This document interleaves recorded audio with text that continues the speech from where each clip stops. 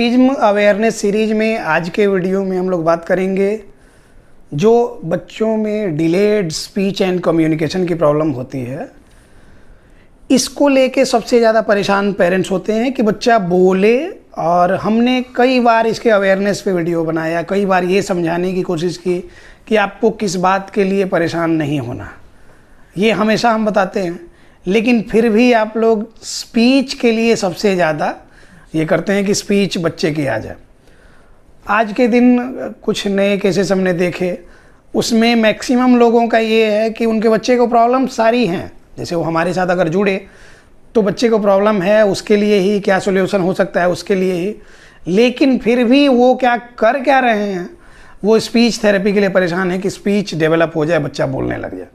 उनका कहना है कि 1-2 वर्ड्स बोलता है, बस उसी को थोड़ा सा ये कर ले, और सारी प्रॉब्लम्स पे ध्यान नहीं है। जबकि होना ये चाहिए कि पहले बच्चा सारी चीज़ें समझ ले। जब समझ लेगा, समझ के कुछ बोलेगा तो मीनिंगफुल बात होगी, नहीं तो मीनिंगलेस बोलने से कोई फ़ायदा नहीं। इसके लिए सबसे बढ़िया एग्जांपल हमेशा हम देते हैं कि एक गूंगा आदमी उठाइए, एक पागल आदमी उठाइए। गूंगा आदमी है कि सारी चीज़ें समझ रहा है, बोल नहीं रहा, सिर्फ समझ रहा है, उसके हिसाब से एक्शन कर रहा है। सोसाइटी में उसका अपना एक रेपुटेशन है, उसका अपना परिवार है, जॉब है, सब कुछ अच्छे से चल रहा, कोई प्रॉब्लम नहीं हो रही। अब यहीं पे एक पागल आदमी दिन भर बोलता है लेकिन मीनिंगलेस बात बोलता है, तो उसका कोई मतलब नहीं बनता है। यही बात समझने की ज़रूरत है कि अगर आपका बच्चा नहीं बोल रहा है, कोई बात नहीं, देखना ये है कि वो समझ रहा है कि नहीं समझ रहा है।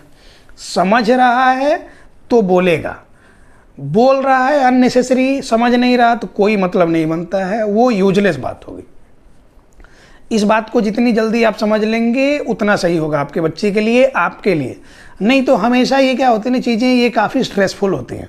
डेली आपको लगेगा कि ये डेली ऑटिज्म का केस है, इससे एसोसिएटेड कोई भी प्रॉब्लम है ना, तो डेली जीना डेली मरना जैसा सिचुएशन है। कभी बच्चे में लगा कि काफ़ी बढ़िया इंप्रूवमेंट है, खुशी हो रही है, कभी कभार लग रहा है कि सब कुछ इम्प्रूव किया और फिर सडन सारी प्रॉब्लम्स आ गई, तो उसमें दुख भी होता है।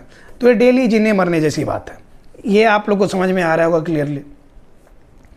अब हम बात करते हैं कि स्पीच थेरेपी कितनी ज़रूरी है, बच्चे के लिए ज़रूरी है भी कि नहीं है।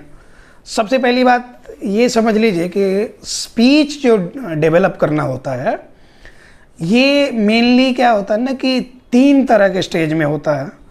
3 इसका स्टेज हम बता रहे हैं, उस पर आपको सारा चीज़ समझ लेने की जरूरत। सबसे पहली बात ये होती है, पहला स्टेप, कि रिसेप्टिव लैंग्वेज डेवलप करना। रिसेप्टिव लैंग्वेज वही होता है कि हम कुछ बोले, बच्चे ने सुना, समझ के उसके हिसाब से एक्शन कर दिया। मतलब कि आपकी सारी कमांड को वो ले रहा है, उसके हिसाब से एक्शन कर रहा है, तो ये रिसेप्टिव लैंग्वेज है। उसने रिसीव किया मैसेज और उसके हिसाब से एक्शन किया। दूसरा स्टेज होता है हमारा कि उससे रिसेप्टिव लैंग्वेज से धीरे धीरे वो नॉन वर्बल कम्युनिकेशन की तरफ जाता है, कि मतलब पूरे सेंटेंस में एक आध वर्ड्स, कोई इंपॉर्टेंट वर्ड्स बोल दिया, तो ये नॉन वर्बल कम्युनिकेशन होता है। कि वर्बली पूरी तरह से कम्युनिकेट तो नहीं कर पाए, लेकिन अपनी बात समझाने के लिए, कि मम्मी को बोला कि जैसे चॉकलेट देने के लिए, तो एक चॉकलेट ले लिया, बोल दिया, कुछ चीज़ें खिलौने का नाम बोल दिया, खाने में कुछ बोल दिया, तो ये नॉन वर्बल कम्युनिकेशन होता है। फिर आता है वर्बल कम्युनिकेशन, जिसको कि एक्सप्रेसिव लैंग्वेज भी हम बोलते हैं। तो ये सबसे लास्ट का स्टेज है। अब आप इससे कंपेयर करें अपने बच्चे को और समझ लें कि स्पीच की नीड है कि नहीं है। सबसे पहली बात रिसेप्टिव लैंग्वेज की, हमने कहा कि जाओ वहाँ टेबल पे गिलास रखा है, लेके आ जाओ। बच्चा गया टेबल पे, उसको कुछ नहीं समझ में आ रहा, आपने उसको गिलास बता दिया, कि वो इशारे से बताया कि गिलास उठा के लेके आओ, वो लेके आया। अगली बार आप कहिए कि जाओ वहाँ से पेन उठा के लेके आओ। अगर फिर जाके वो ग्लास ही उठा रहा है, मतलब रिसेप्टिव लैंग्वेज उसमें डेवलप नहीं हुई है। वो उस एक चीज़ कराई गई, उसको उसने रिपीट मोड में अपने दिमाग में सेट कर लिया, रिपीट मोड में वो बार बार जाके ग्लास ही उठा रहा। टेबल पे बहुत सारे सामान रखे हुए हैं, फ़ोन रखा हुआ है, आपने कभी उससे फ़ोन मंगा के फ़ोन लेके आ जाओ, एक बार फ़ोन लेके आ गया, हर बार आप बोलेंगे कि जाओ ग्लास लाओ, पेन लाओ, कुछ लेके आओ, तो वो फ़ोन ही उठाएगा। मतलब उसमें अभी रिसेप्टिव लैंग्वेज डेवलप नहीं हुई, उस पर काम करने की ज़रूरत है। रिसेप्टिव लैंग्वेज डेवलप होते ही आसपास के सराउंडिंग की चीज़ों को देखते देखते बच्चा कुछ ना कुछ बोलना शुरू कर देता है, और कुछ ना कुछ बोलना शुरू कर दिया तो वो नॉन वर्बल कम्युनिकेशन हो गया।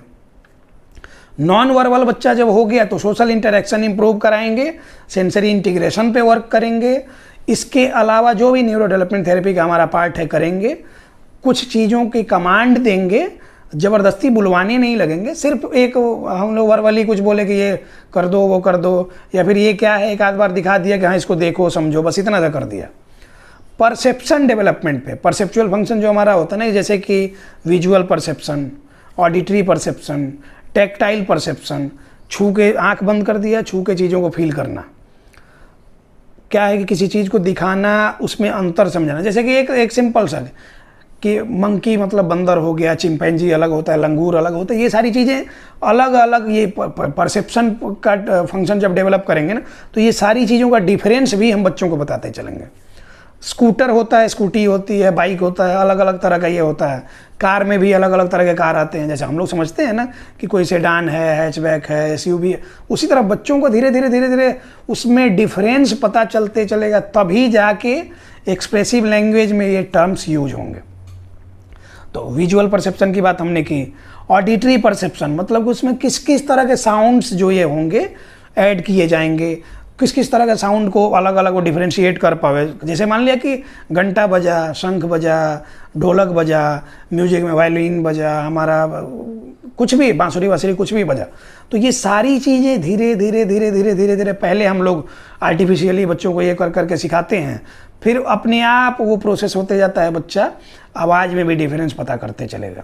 जैसे हम लोग गाना सुनते हैं, दूर से कहीं से गाने की आवाज़ आ रही है, कान हमारा खड़ा हो जाता है, तो हम सुनते हैं कि सोनू निगम है, उदित नारायण है, कुमार सानू है, मोहम्मद रफ़ी है, किशोर कुमार है, जो भी है, मतलब इस तरह के, तो हम लोग को समझ में आता है। तो हम लोग आवाज़ से कैसे पहचान लेते हैं, कोई आके बता तो रहा नहीं, वो ही है ऑडिटरी परसेप्चुअल फंक्शन हमारा पूरी तरह से इम्प्रूव कर गया है, तो हम वो सारे डिफरेंसेस बता पा रहे हैं। इसी तरह बच्चे को इस तरह से इम्प्रूव करना है इन सारी चीज़ों पे, तब जाके वो ही चीज़ें उसके एक्सप्रेसिव लैंग्वेज में ऐड होती हैं। हम ये जो चीज़ें बोल रहे हैं स्क्रिप्टेड नहीं है, हम बस दिमाग में जो चीज़ें आ रही हैं उनसे रिलेटेड हम बोलते जा रहे हैं। एक्सप्रेसिव लैंग्वेज यही तो है कि दिमाग में बातें हम सोच रहे हैं, उससे टॉपिक से रिलेटेड इतनी सारी चीज़ें बनते जा रही हैं, ये सही में एक्सप्रेसिव लैंग्वेज है। और ये इम्प्रूव करना है तो बच्चे का social communication, social interaction improve करना सबसे ज़रूरी है। अब कुछ बच्चों में स्पीच की प्रॉब्लम होती है, ये हम मानते हैं, तो उसके लिए हम बार बार कहते हैं कि स्पीच लैंग्वेज पैथोलॉजिस्ट, ऑडियोलॉजिस्ट जो होते हैं, उनसे सिर्फ बेरा और हियरिंग टेस्ट कराने मत जाइए, उनसे बच्चे का असेसमेंट कराइए, और क्या क्या चीज़ें आप घर पे कर सकते हैं उनसे पूछिए। 10-15 दिन में एक विजिट कीजिए, और बस इतना ही, उससे ज़्यादा की ज़रूरत नहीं है। सर्टिफिकेट और डिप्लोमा होल्डर स्पीच थेरेपिस्ट वो कहीं से भी एविडेंस बेस्ड अप्रोच पे काम नहीं कर रहे हैं, वो क्लिनिकली कहीं से प्रूवन टेक्निक पे काम नहीं कर रहे हैं, वो सिर्फ बच्चे को ज़बरदस्ती बुलवाना और इकोलेलिया डेवलप करने के अलावा और कुछ भी नहीं है। और अगर बच्चे में रिसेप्टिव लैंग्वेज डेवलप नहीं हुआ तो बहुत सारे लोग हमारे साथ जुड़ते हैं, साल भर से स्पीच थेरेपी करा रहे हैं, लेकिन कहीं कुछ डेवलप नहीं होने को होगा ही नहीं, क्योंकि वो उस लायक प्रिपेयर्ड है ही नहीं। अब क्लास 5वीं के बच्चे को आप 10वीं क्लास के सब्जेक्ट पढ़ाएंगे तो फिर क्या होगा, उसके सिर से ऊपर जाएगा। फिर 5 साल में अगर वो सीखा 10वीं की चीज़ को, तो स्टेप बाय स्टेप बढ़ता, तो फिर भी 10वीं में जाके सीख सकता था। तो बेसिक चीज़ें छोड़ के हवाई उड़ेंगे तो कुछ होना नहीं है। इसलिए बच्चे को अगर समझदारी नहीं है, वो स्थिर बैठता नहीं है, फोकस्ड नहीं है, तो फिर क्या करना है कि रिसेप्टिव लैंग्वेज डेवलप करने के लिए उसको पहले सिटिंग टॉलरेंस चाहिए है, फोकस चाहिए है, कंसंट्रेशन चाहिए है, सेंसरी इंटीग्रेशन इम्प्रूव होना चाहिए, सेंसरी प्रोसेसिंग का फंक्शन इम्प्रूव होगा, तब जाके ही बच्चे में स्पीच डेवलप हो पाएगी। नहीं तो फिर स्पीच डेवलप नहीं होगी, आप भागते दौड़ते रह जाएंगे, कोई फ़ायदा नहीं होगा। अब जिन जिन लोगों ने ये वीडियो देखा, आपको सारी बातें समझ में आ रही होंगी धीरे धीरे। बच्चे को कोई भी प्रॉब्लम है, उसके लिए सबसे पहले कहीं पे जाके उसका प्रॉपर असेसमेंट कराना, और असेसमेंट कराने के बाद जो प्रॉब्लम है उससे रिलेटेड ही वर्क करना, मल्टीपल थेरेपी सेशंस नहीं। बच्चे को प्रॉब्लम अगर सेंसरी प्रोसेसिंग डिसऑर्डर, जो कि मैक्सिमम केसेस में होता है, अगर ऐसी प्रॉब्लम है तो पहले सेंसरी इंटीग्रेशन थेरेपी पे वर्क होगा। आप लोग मैक्सिमम हज़ारों लोगों से हमने सुना कि ओटी करा रहे हैं। ओटी एक स्टेप में नहीं होता, सिर्फ आप ऑक्यूपेशनल थेरेपी बोले तो उतना ही में नहीं होता। ऑक्यूपेशनल थेरेपी 8-9 स्टेप्स में होता है। उसमें आपका सबसे पहले gross motor activity, fine motor activity, sensory integration therapy, social communication आता है उसमें। कम्युनिकेशन मतलब सब तरह का कम्युनिकेशन उसमें आता है। एडीएल ट्रेनिंग आता है उसमें, बैलेंसिंग एंड कोऑर्डिनेशन आता है उसमें, कॉग्निटिव बिहेवियर थेरेपी आता है उसमें, परसेप्चुअल फंक्शन का डेवलपमेंट आता है इसमें।